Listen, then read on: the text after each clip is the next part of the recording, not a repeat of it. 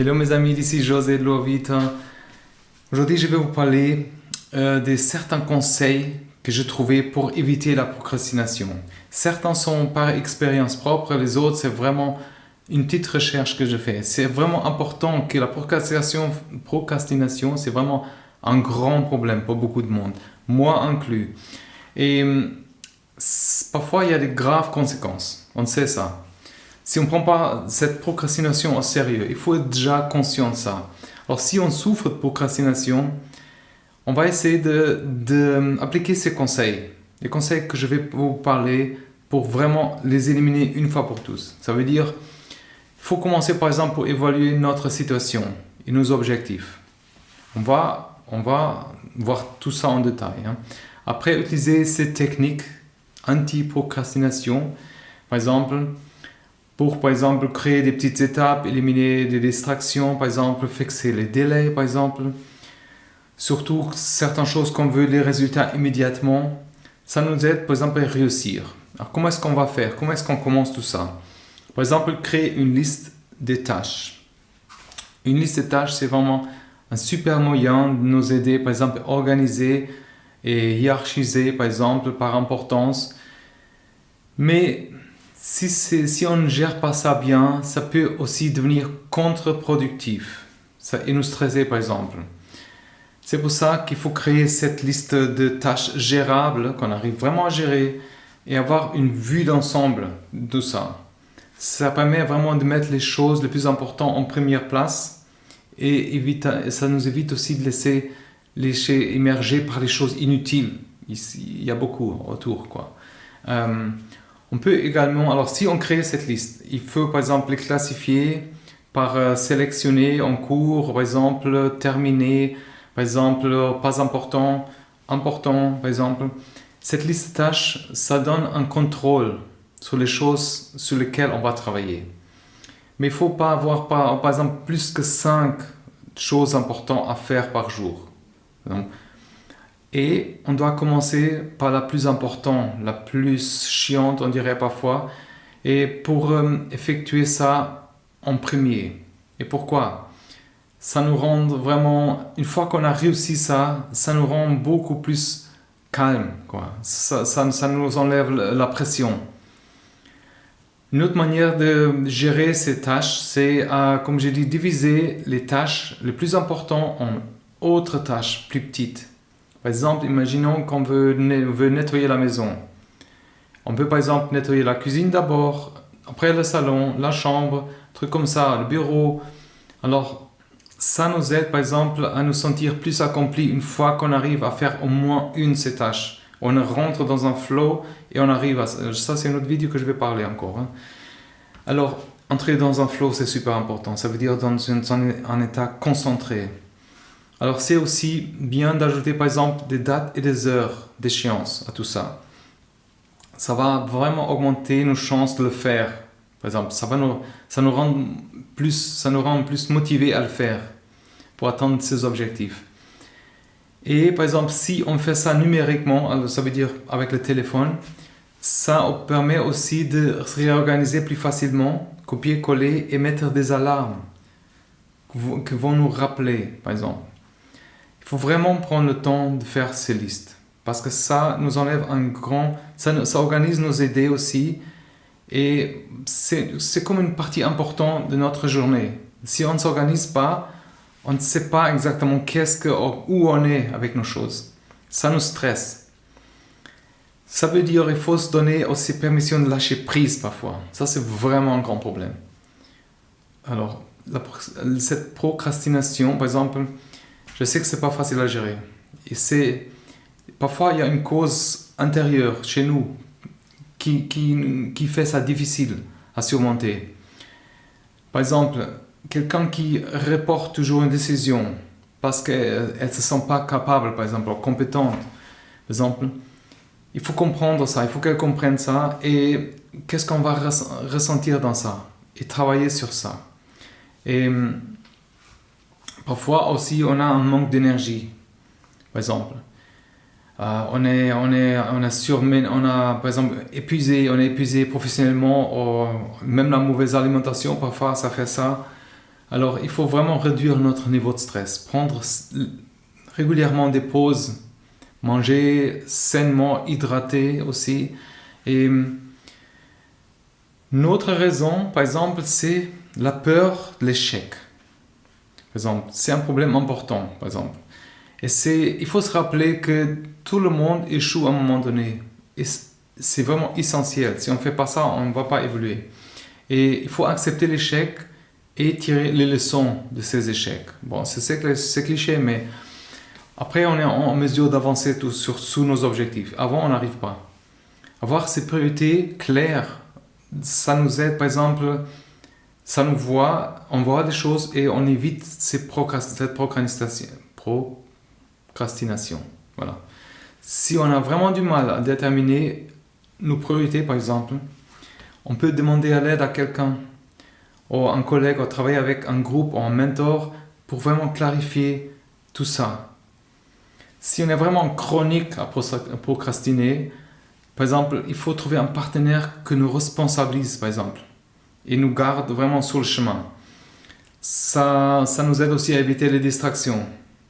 Et si par exemple on a la difficulté à démarrer un projet, on peut les diviser, ce projet diviser en petites étapes, et ça va nous motiver parce qu'on va voir cette petite étape. Une fois que l'on a commencé, ça commence à démarrer. Et cette petite étape, par exemple, c'est un truc plus facile. C'est facilement à faire. C'est vraiment un bon moyen de réduire notre stress aussi. Une présentation, par exemple, divisée par des courts chapitres, par exemple. Diviser un plan par des petites... graphiquement aussi, par des petites choses, un mind map, comme ils appellent aussi. On peut aussi utiliser une technique sociale, ça veut dire imiter un modèle, un modèle pour nous, pour quelque chose qu'on va faire, par exemple. Et si jamais, on peut aussi faire appel à un professionnel. Si on a vraiment trop d'anxiété, moi je l'avais fait, trop d'anxiété, ou stress, ou quelque chose qu'on n'arrive pas à démarrer. Même pour les enregistrements, parfois, j'avais une phase où je n'arrivais pas à démarrer. Alors j'ai dû vraiment faire la thérapie, quoi. Cette anxiété, je ne sais pas pourquoi, la peur, quoi. Important aussi, vraiment important, créer un espace calme pour nous. Par exemple, une pièce dans la maison, une pièce avec une porte qu'on peut fermer, par exemple, et c'est vraiment pour nous éviter ces distractions. Éviter, par exemple, même la radio, un bruit de fond, par exemple, quelqu'un qui parle. Si c'est musique, si on arrive à travailler la musique, c'est bon, mais si c'est, par exemple, une radio qui parle, indirectement, ça va nous distraire, ça c'est presque sûr, hein, parce qu'il y a toujours notre attention quelque part aussi. Alors, avoir cet espace qui nous est dédié pour travailler, ça va nous rappeler aussi qu'on est là pour faire quelque chose, pour vraiment avancer. Ça signifie vraiment une atmosphère, aussi avoir une atmosphère qui nous relaxe, par exemple. Ajouter par exemple un canapé où on peut faire une pause, ou changer de position, un truc comme ça. Être debout aussi, des bureaux debout, quelque chose, mais travailler. Il faut que notre cerveau soit relaxé pour se concentrer. Par exemple, éliminer, par exemple, si on a beaucoup de tâches, éliminer les tâches, comparer les tâches entre eux et voir lesquelles sont vraiment plus faciles à réaliser. Important, mais aussi plus faciles. Éliminer tous les autres qui sont de faible importance, par exemple. Et ça, c'est important. Supprimer vraiment tout ce qui est gênant de notre environnement aussi. Par exemple, on peut associer aussi la procrastination à quelque chose de mauvais pour nous, qui a une conséquence, nous empêche de travailler. Par exemple, si on consulte une notification de téléphone au lieu de travailler, on peut, par exemple, au lieu de prendre le téléphone, on peut essayer d'appliquer une technique. Ça consiste à compter, par exemple, jusqu'à 20, avant de prendre quelque chose qui nous va distraire. Si on continue à compter, peut-être l'envie, elle va passer. Ça veut dire qu'on va surmonter cette distraction. Parce que chaque fois, si on doit vraiment compter jusqu'à 20 ou 30 pour faire quelque chose dehors le travail, on va dire non. Alors, je le fais après. On va vraiment se mentaliser que c'est une perte de temps, parfois. Donc ça va nous empêcher d'avancer correctement. C'est vraiment cette espèce de douleur liée à la procrastination. Et parfois, cette douleur, c'est vraiment pire que le travail lui-même. On ne se rend pas compte. Cette procrastination, ça nous stresse beaucoup plus que si on aurait fait le travail. Par exemple, si on commence quelque chose, cette chose, elle vient plus facile avec le temps. Automatiquement, quand on a commencé, elle nous vient déjà plus facile à faire. Et on a la motivation. Et comme je disais, c'est toujours possible parfois. Et c'est toujours possible d'éliminer aussi ces distractions. Mais alors, il faut se concentrer sur les choses. Éviter de consulter vraiment le téléphone, les réseaux sociaux, tout ça. Par exemple, distrait par le bruit de quelqu'un à côté, essayer de trouver vraiment un endroit calme. Et sinon, on peut mettre des bouchons dans les oreilles, utiliser ces casques anti-bruit par exemple.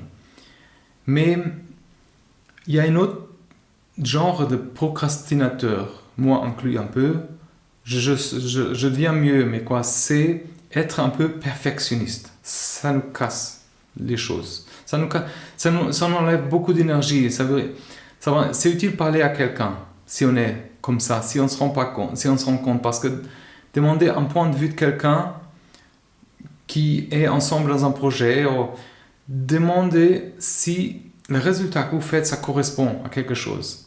On se rend compte, par exemple, qu'on n'avance pas assez vite, qu'on prend des choses trop en détail, on n'arrive pas à surmonter, par exemple, notre peur de ne pas bien réussir, par exemple. Il faut se permettre d'être imparfait. Par exemple, en faisant savoir à quelqu'un, contrôle mon travail, qu'est-ce que tu dis, est-ce que la qualité est là, est-ce que ça correspond, peut-être, c'est pas grave si ça correspond pas à un autre niveau de quelqu'un d'autre, il faut pas se comparer à ça. Il faut simplement faire attention, par exemple, à pas transformer cette procrastination à une certaine dépendance d'autres choses, par exemple, à l'aide de quelqu'un. Si on demande à chaque fois, on n'arrive pas à avancer parce que on demande genre une permission, ça se retourne contre nous. Une autre façon d'éviter la procrastination, si on est perfectionniste, par exemple, c'est par exemple identifier un premier pas à faire, par exemple, vers notre projet objectif. Ça veut dire nous autoriser à nous-mêmes de faire des erreurs au cours de ces processus, on dirait. Et on commence par exemple avec un brouillon de quelque chose. C'est pas parfait, mais on a fait déjà quelque chose. C'est vraiment utile si on a tendance à retarder les choses. Alors c'est vraiment une bonne manière. Commencez n'importe quoi dans cette direction. Une autre façon que je connais de gens qui ne sont pas perfectionnistes, on dirait comme ça, mais procrastinent beaucoup, ça veut dire se fixer un délai pour les choses. Parce que, par exemple, ça nous rend les choses plus concrètes. Ça crée ce sentiment d'urgence. Ça nous aide aussi à définir ça aide aussi si on définit des sous-objectifs, parce que, par exemple, ça nous aide à avoir cette urgence de faire ça pour arriver à ça, par exemple. Ça veut dire on peut utiliser une minuterie. Ça, c'est un bon moyen. J'ai fait ça pendant 1-2 semaines. Tout ce que je faisais pendant la journée, j'ai mis un timer. Alors, c'est hyper stressant. Mais on se rend compte le temps qu'on perd avec certaines choses. Par exemple, si on travaille sur un projet, on peut, par exemple, régler la minuterie, par exemple, un certain temps pour une tâche. On se donne une demi-heure, 1 heure pour faire ça. Ça nous évite de laisser les distraire parce que on douter de notre travail, parce qu'on doit avancer. On n'a pas le temps de réfléchir à autre chose. Et, par exemple, on peut essayer de faire, pour toute notre liste, utiliser une minuterie. Ça, c'est bien, mais pas en même temps, c'est clair. Sinon, on est vraiment stressé. On peut aussi se concentrer sur les tâches créatives plutôt le matin et les tâches qui sont répétitives l'après-midi. Et comme j'ai dit, il ne faut pas avoir peur de l'aide quand on en a besoin. Et célébrer aussi nos petites réussites avec quelque chose. Par exemple, on a par exemple fait une tâche, c'était important.